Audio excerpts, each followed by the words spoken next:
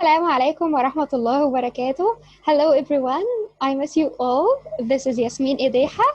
Inshallah, in today's lecture, we will have the stress in English language. Let's share our screen together. Just wait a minute. Here we go. Stress in English.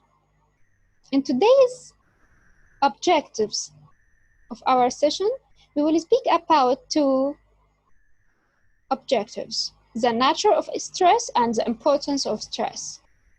Let's have the first one, the nature of stress. Okay, stress is the degree of force with which a sound, a syllable, or even a word is pronounced in English. Some syllables are spoken with a greater degree of force than the others are. Syllables that are pronounced more forcibly than the others are said to be stressed. Syllables that are pronounced without much force are called unstressed, or more accurately, weakly stressed. So we have the strong one, which is stressed, and the weak one, which is unstressed.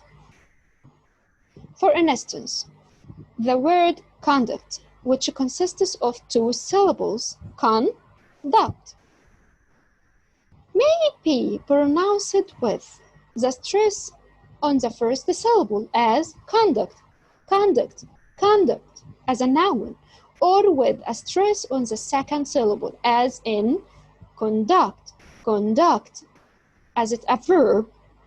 This shows that proper stress on the proper syllable changes the meaning from a noun to the verb. All stressed syllables have one characteristic in common, and that is called prominence, which means strong, important. Stressed syllables are recognized as stressed because they are more prominent than unstressed syllables. Stress is the degree of force with which a syllable or a word is uttered. It's also defined as the degree of prominence a syllable has. Whether those more than one syllables have a stressed syllable. For example, in table, table, first syllable here is prominent, and committee, committee, and recommend. Second syllable is stressed. In English, we do not say each syllable with the same force or strength. In one word, we accentuate one syllable. We say one syllable very loudly, big, strong, important, and all the other syllables are quietly. Let's take these three words. Do they sound the same when spoken? Absolutely no, because we accentuate stress on one syllable in each one word, and it's not always the same syllable. So the shape of each word is different. Let's listen to these words and keep in mind this question. Do you hear the stressed syllable in each word? Let's have the first one. Photograph. Photograph. Did you hear it? Photograph. Again. Photograph. Photograph. Photograph. Here we have the first syllable strong, loudly, and big. So it's the stressed syllable. Let's move to the second word. Photographer. Here carefully. Photographer. Again. Photographer. Photographer. Photographer. Here we have the stress in the second syllable. It's more louder and stronger than the other ones. Let's move to the last word. Photographic. Photographic. Again. Photographic. Photographic. So we have here the third syllable is stressed more strongly and more powerfully than the others.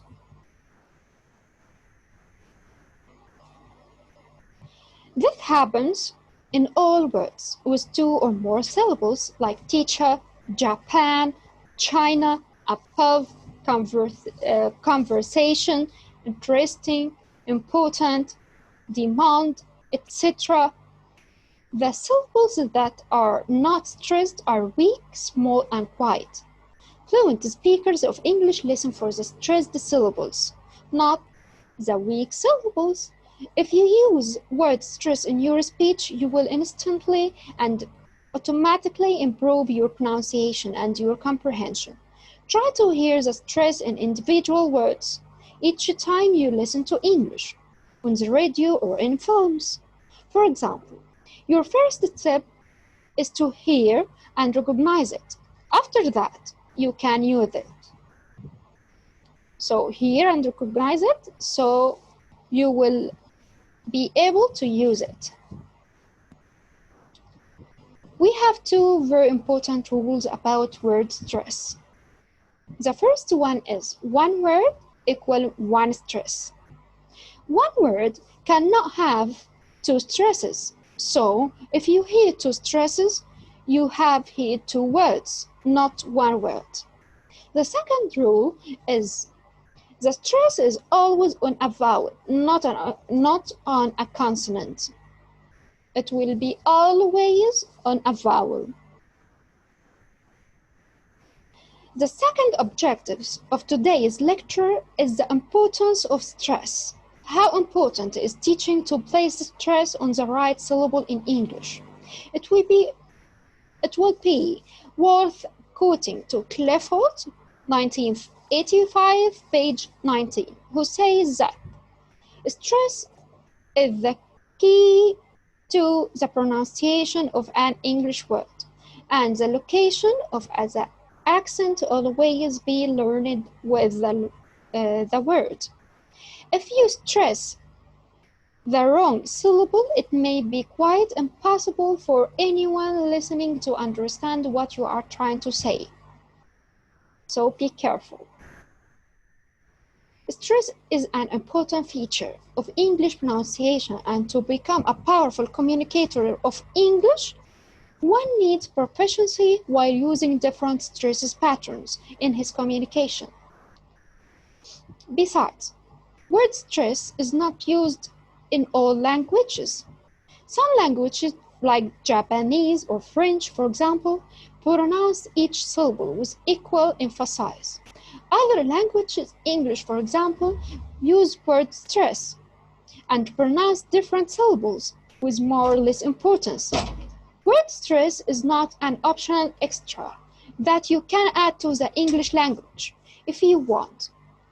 It's part of the language. Fluent English speakers use word stress to communicate rapidly and accurately, even in difficult conditions. If, for example, you do not hear a word clearly, you can still understand the word because of the position of the stress. Think again about the two words that we have listened before. Now, imagine that you are speaking to somebody by telephone over a very bad line and you cannot hear clearly. In fact, you hear only the first two syllables of one of these words. Photo. Which word is? Of course, with word stress, you will know immediately which word it is, because in reality, you will hear either this photo, or photog, this. So it will be photograph, photograph, and photographer, photographer. So without hearing the whole word, you probably know what the word is. Stressing a word differently can change the meaning of or even the type of the word. Let's read this sentence together. They will